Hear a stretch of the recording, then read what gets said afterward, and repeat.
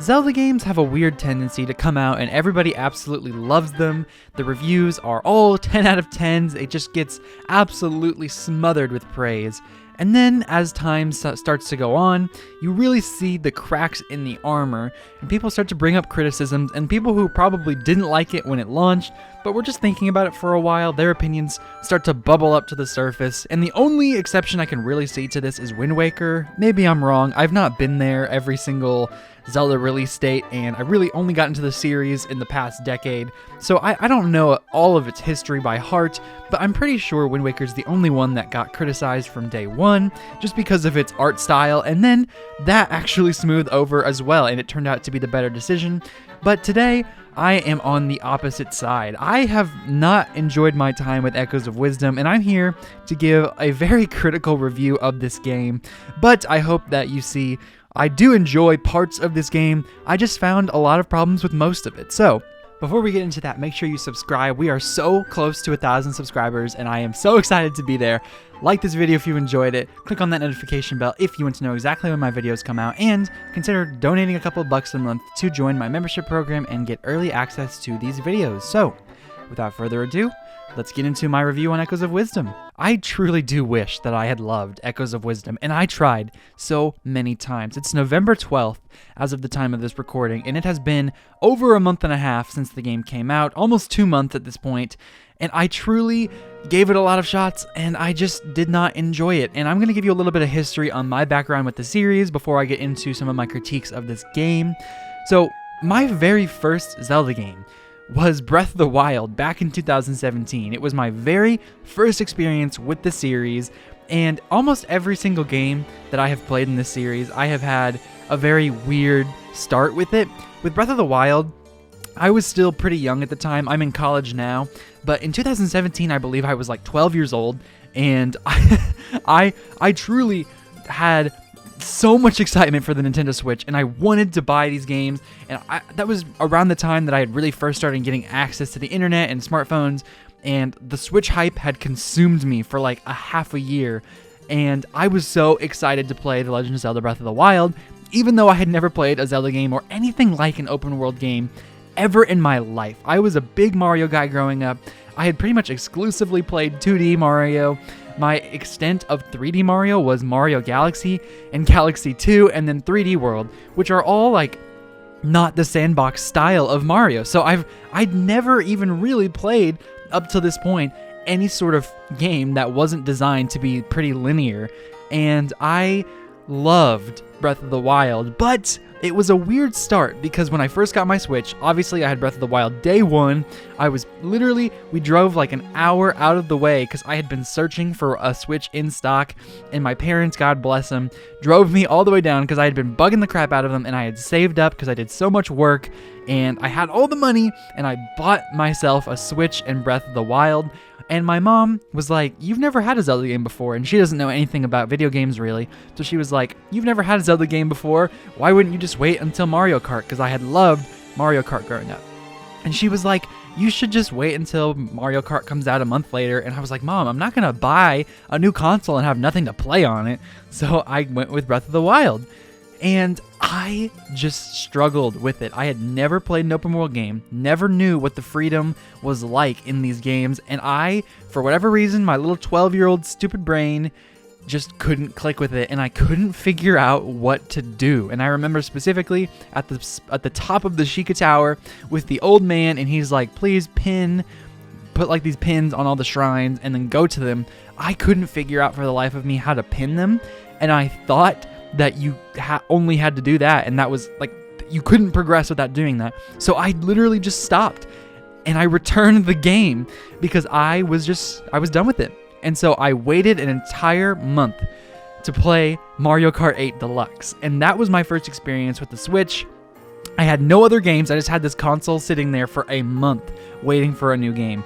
And then in July, I started to see more and more Breath of the Wild reviews and people playing the game, and I was like, "Oh, wait a minute, I think I just made a big mistake."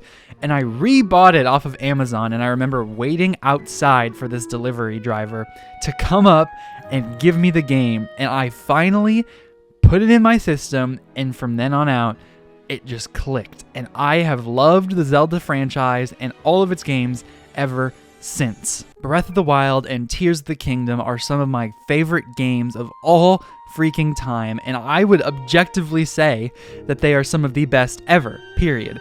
So I really love Zelda now, and I have gone back and I played, because I had a Wii U, and I played Wind Waker HD. I went back and I played those games. I played the Skyward Sword HD remake that came onto the Switch. I even played Link's Awakening, and I have played a lot of different Zelda games ever since, but my experience with the 2D Zelda series is very little, so maybe a lot of my criticisms come from the fact that I just don't know a lot about the series, but I have played many a game since 2017, and I have grown a lot older and hopefully wiser to understand game design, and I have watched thousands and thousands of YouTube videos about this series, so I'm not claiming to be an expert. That's my history with the series. Those are pretty much the only Zelda games I've ever played. I've not gotten a chance to play Twilight Princess because I didn't have access to it on the Wii U, and I didn't know what Zelda was, and I had 3DS growing up, but I never played any of those games, so I just truly, this is kind of new to me, the 2D Zelda franchise, but the shift to 2D Zelda, it was just a drastic change for me to go from what I had known from Breath of the Wild, what I had known from Tears of the Kingdom, and what I have known from Skyward Sword and Wind Waker, and then all of the videos I have seen talking about the evolution of the series, moving all the way up to Breath of the Wild, and playing all those older games, you can truly see how it changed and evolved, and their ideas flowed out from the older games into Breath of the Wild to make an ultimate Zelda experience, but it obviously didn't come without a lot of pushback, and that is part of my topic of discussion for this video. But now, moving into Echoes of Wisdom, my biggest problem with this game is the echo managing system. And it's very similar to the Tears of the Kingdom slider system, in which you would have an arrow out and then you would have to press the pause button and move it across, and you would just slide until you found whatever item you wanted to attach to the end of your arrow. Now in Tears, I honestly didn't have as big of a problem with it, but for whatever reason it absolutely was a big issue here, and I think it might be because it is such a core part of Echoes of Wisdom. In Tears, you might go a while experimenting with every other ability the game has to offer before you realize the system isn't as intuitive as it could be. But in Echoes, the main system, the only ability besides the 10-second Zelda power-up where she can kind of turn into Link, is the ecosystem. So yes, it is a very big problem. It's not just people complaining for no reason and just finding stuff to argue about. Like I've seen people say, this was a design choice that the developers let slide, even after all of the criticism that they got from Tears' slider system. They doubled down on this design choice, and the game's main point suffers. You spend less time having fun and playing the game than you do searching for the actual echo that you need for a specific situation. And what makes this problem even worse is the fact that sometimes you're expected to experiment with a bunch of different echoes to see what actually solves the problem, or to decide whatever echo will most efficiently defeat an enemy that you've encountered.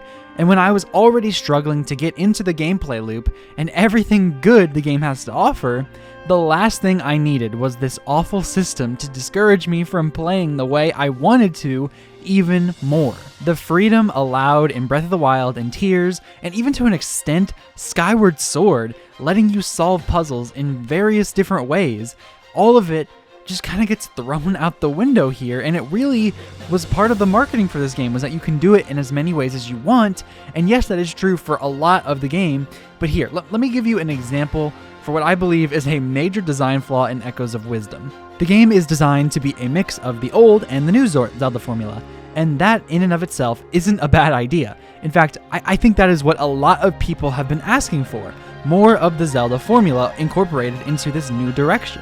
However, I find that rather than incorporating the best parts of both formulas, they ended up holding back the player. And in my opinion, there is a big difference between a game designed to be difficult and puzzly, like an original old formula Zelda game, and a game designed to be solved however the player wants to solve it, like with Breath of the Wild and Tears. And here's an example. And maybe I am just dumb, and I maybe I just am not good at solving puzzles. I've completed every other Zelda game I've played. I have played several games in which the whole point is just finding ways to solve solutions and just puzzle games. Like, I have played many games before in which I have had to use my brain to figure things out. So maybe I'm dumb, but my experience with Echoes of Wisdom is summarized by a fire circle. Now, in this game, and I'm not even going to bother to go and find the footage for this, but in the game, there is a part where you go into the dark world and there is a ring of fire. You get to this doorway and there is fire blazing up into the entrance in which you need to go. My first thought was, oh, let me try to climb the wall and get around it and not have to worry about this. I couldn't get up. There wasn't enough echo power I had in my disposal to get up on this cliff. So I decided, okay, I need to solve this puzzle. So I walk up to it and think, let me try a lot of different ways to solve this problem. I get a water choo-choo and I put it on the blazing fire that's blocking my path, and it doesn't work. It just absolutely blows up the choo-choo. Okay, I put boulders over it, and that didn't work either. I tried to put all of the fires out individually in this big circle, but they would pop up again, so I just totally gave up on that idea. Then I realized that there are exactly 6 fire altars that are here in this circle. And there are also exactly 6 fire altars around this mini level. So I thought, oh, it must be to put out this fire on the doorway, I need to go and put out all the other fires around the level first. So I trek and travel all across, and it was kind of annoying because there were little spider webs all over the place and enemies everywhere. So I was constantly maneuvering and fighting, trying to get what I needed to go. And I go and I accomplish exactly what I wanted to do. I used the water choo-choo to put out all of the fire on every other altar, even though it didn't work in the original place where the door is, and still nothing worked. I couldn't get past this door. And at this point, I had spent over 30 minutes on this particular section, and I was frustrated. The gameplay loop had already annoyed me. I just wasn't enjoying my time with the game, and this was my breaking point. I had encountered way too many frustrating things just like this, so I just stopped playing the game for 1 week, and then 2 weeks. And then I just decided I didn't want to play anymore. And this was the first time I ever just gave up on a Zelda game. And the worst part was, I couldn't have cared less. In fact, I was almost relieved that I had decided not to continue. But I knew I was going to make this video, and I knew I was going to develop some kind of review for this channel. So after about a couple weeks, I decided to go back to it with a fresh head and figure it out. And I still just couldn't figure out what to do. So I Googled it. And maybe this is just one of many solutions, or maybe this is the only solution. But I had personally thought that, because I came back with a fresh head, right? And in other Zelda games before, there have been circles of fire like this where you just had, like in Breath of the Wild even, where you just had to do a spinning attack move and you could put out all the fire, or you do another spinning attack move and you light all of the altars on fire and it gets you where you need to go. And I couldn't do that here either. So I looked it up, and what it wanted you to do, at least what this one video said, there might be other ways, was to put 2 fans in diagonal sequences and you blow out all the fire and it unlocks the door. And I couldn't have been more annoyed and disappointed and just frustrated with how this design choice was laid in front of me, because why didn't the choo-choos just put out all the fire?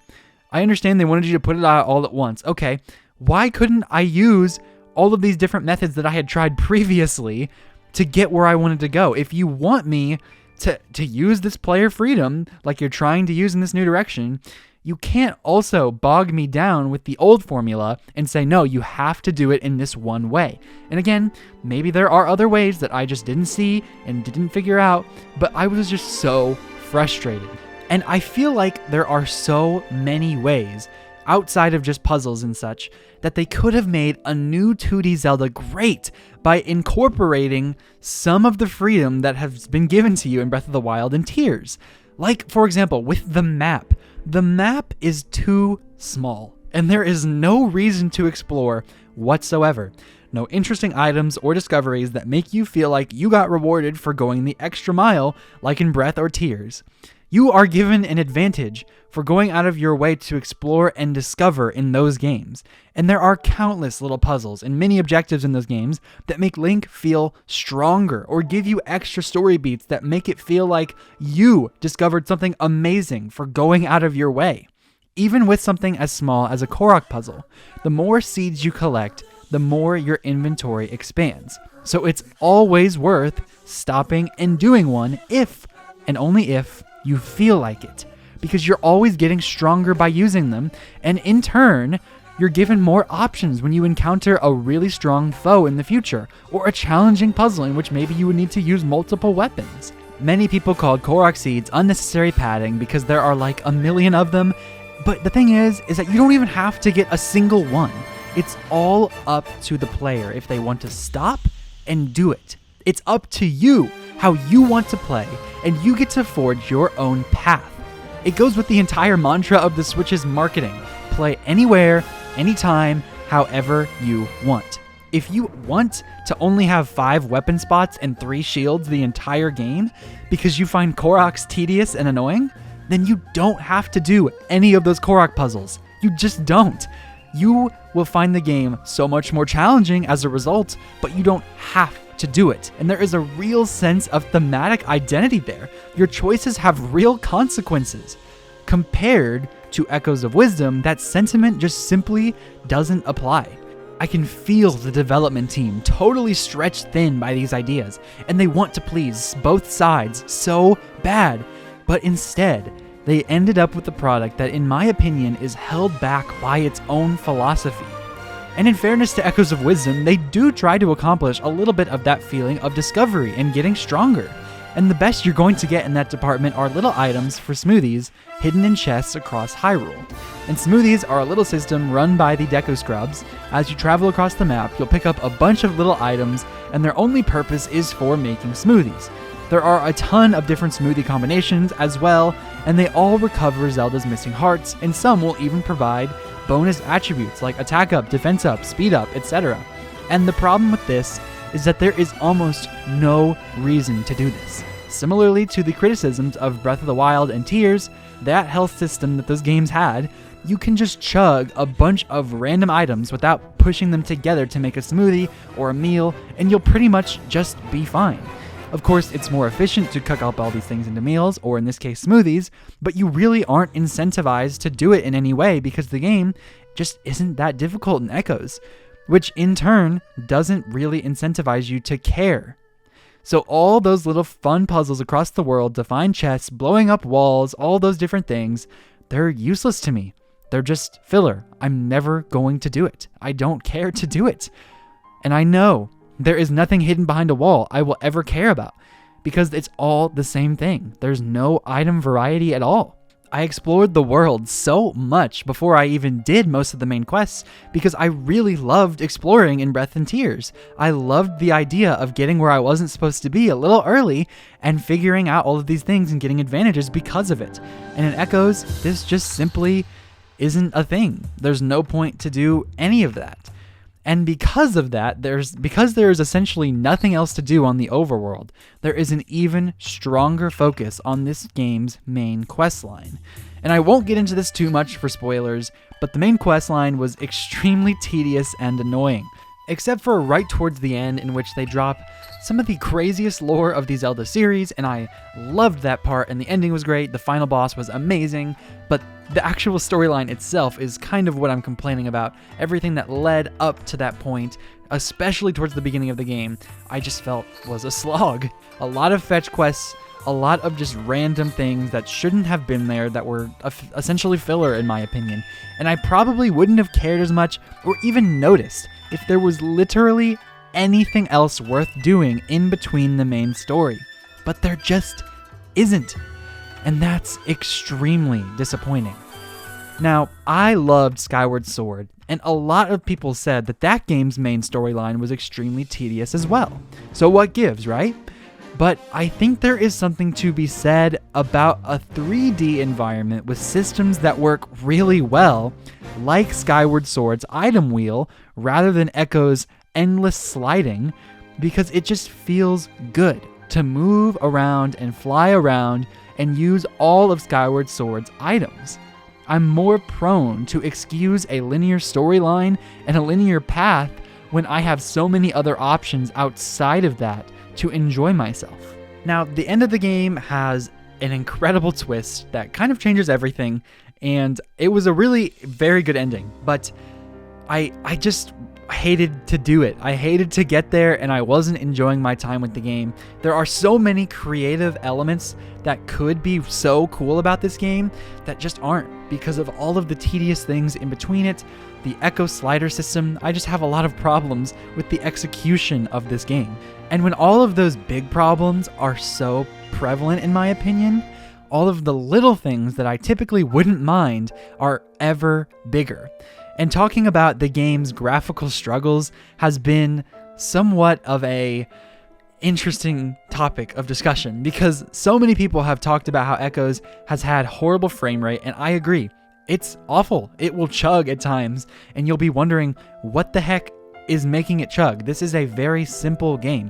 Why can the Switch not run this, but it can run the Korok Forest in Tears, in which Breath of the Wild had such a hard time running that place? I mean, there's hardly any frame chopping of any kind when you're just walking across the overworld doing nothing in Breath of the Wild or Tears. Now, of course, when you start to push the game's limits a little bit by using Ultra Hand in Tears, the frame rate starts to dip. But just walking around, you almost have no problems with that. But in Echoes, it is pretty much constant in all of these different areas. Now, of course, it smooths out a lot in different places, but it tries to be dynamic in its resolution and its frame rate. And instead of just being locked up to a 30 FPS or whatever it would need to be, it's constantly going up and down, and that is just so hard for me to swallow when everything else is so annoying. Now, the cute art style is the saving grace of these graphics because this art style is so beautiful, and I love Link's Awakening art style, and I'm glad that they continued it for this. And Link's Awakening, funny enough, also had the exact same troubles with its frame rate options, and there just aren't any options, and I wish there were. And I wonder if this is a Grezzo thing, if they are just unable to figure out how to make this run better, because I truly do believe that if the actual Zelda team had even a foot into this, I know Aonuma also worked on this game, but it was mostly Grezzo who developed this. I truly think that if they would have been able to help out a little bit more, the graphical part would not be as bad. If anything, it just makes me clamor for the Switch 2 even more, especially knowing it's backwards compatible. I truly hope I can give this game another shot on that console at some point and not have to worry about all of the graphical issues. And finally, the last thing I want to talk about is the lackluster music. In all Zelda games I have played, and games I've not even played yet, I love the music. And in this game, I just don't click with it. Like in Link's Awakening, the only other 2D Zelda game I have played, and the only comparison I truly have for the series, I love that game's music, and I can instantly tell you many different themes from that game. But in this one, I couldn't hum you a single one. I literally can't think of a single theme song in this game. Not even like the title or anything. Nothing comes to mind, and that is just wow. Because if you saw my Nintendo music video, I love listening to Nintendo music, and I listen to it all the time, and I just am not going to put any of these songs on my playlist because it's just all incredibly generic and apparently lackluster enough to where I can't remember a single track. That's actually not true. I remember one, and it's like the Overworld theme, and it's the one that plays over and over and over and was in all the trailers, and that theme is actually pretty dang good, but it is also a little bit high-pitched and a little bit toy-like, which really fits with the theme of the game, but isn't necessarily something I'm going to be blasting on repeat, so my point still stands. Now, I don't want you to be discouraged or think I'm hating on this game just because I didn't enjoy it. I love the Zelda series. I love every other Zelda game I've ever played. This one just didn't click for me, so if you disagree with me, please tell me why in the comment section. I would love to see all of your points below. Thank you so much for watching this video all the way to the end. I really do seem to be in the minority here as far as I can tell on social media, so I hope that you didn't at least think I was just hating on it for no reason. I appreciate your support so much. Don't forget to like and subscribe to today's video and my channel if you enjoyed the content. Click the notification bell like I said earlier, and join my membership program if you'd like early access to these videos. I love you so much. Thank you for all of the amazing support as of late. We are on the track to 1,000 subscribers. We're so close. Thank you all for everything. I hope y'all have an amazing day. This has been Ray's Nintendo Talk. I have been Ray, and I will see y'all in the next video.